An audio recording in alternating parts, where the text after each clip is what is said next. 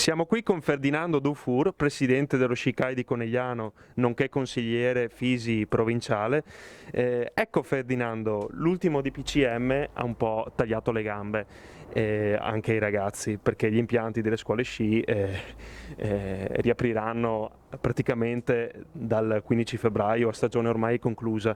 Ecco, come può influire sulla testa dei ragazzi questa decisione?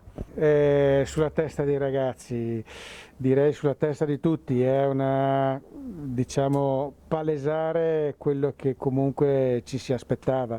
E per fortuna i nostri ragazzi, grazie anche alla Fisi, sono riusciti comunque a svolgere la loro attività, anche se in maniera del tutto particolare, visto l'anno in cui ci troviamo.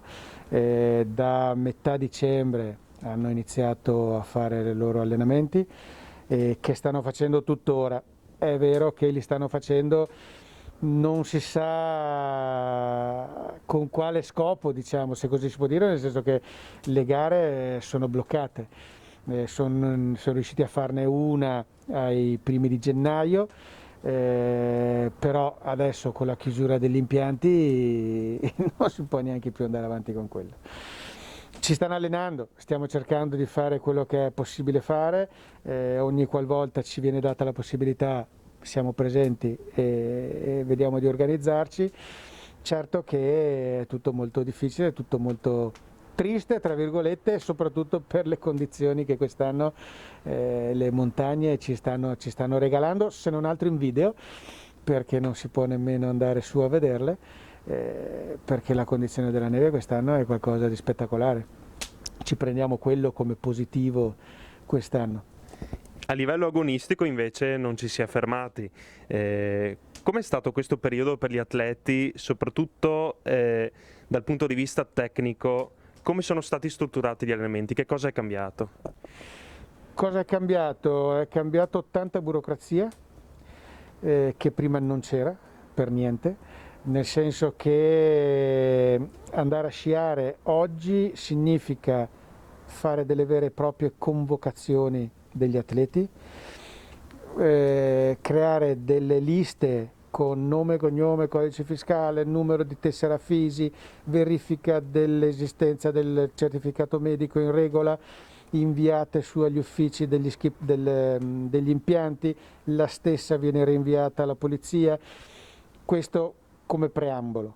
Una volta arrivati su, che naturalmente si va su in modo separato, ci sono prenotazioni di pista che va dall'ora alla ora, non si sgarra, naturalmente non pista ma una porzione di pista perché si è tutti nello stesso unico posto, molti sci club, pali, allenamento ristretto all'interno di quel recinto. Finito l'allenamento si chiude e si leva via perché arriva il prossimo turno di un altro sci club. Ecco, questo è lo sciare quest'anno.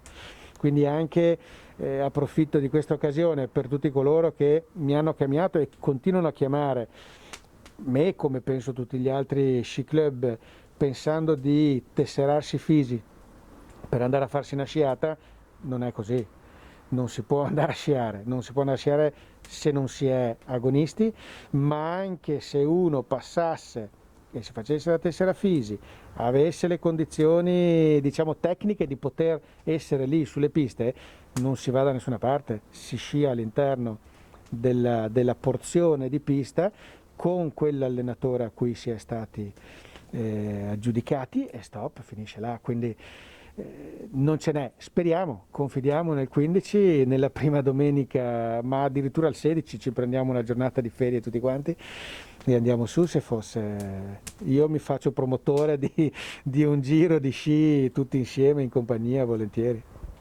Anche perché con queste disposizioni manca anche il cosiddetto terzo tempo. Manca il terzo tempo soprattutto. Io faccio presente che le ultime giornate di allenamento dei miei ragazzi sono state fatte senza i rifugi, quindi né possibilità di pit stop, ma pit stop in tutti i sensi, sia di mangiare che di necessità fisiologiche, tutto chiuso. Ma lo Shikai Conegliano, nonostante tutto, non si ferma.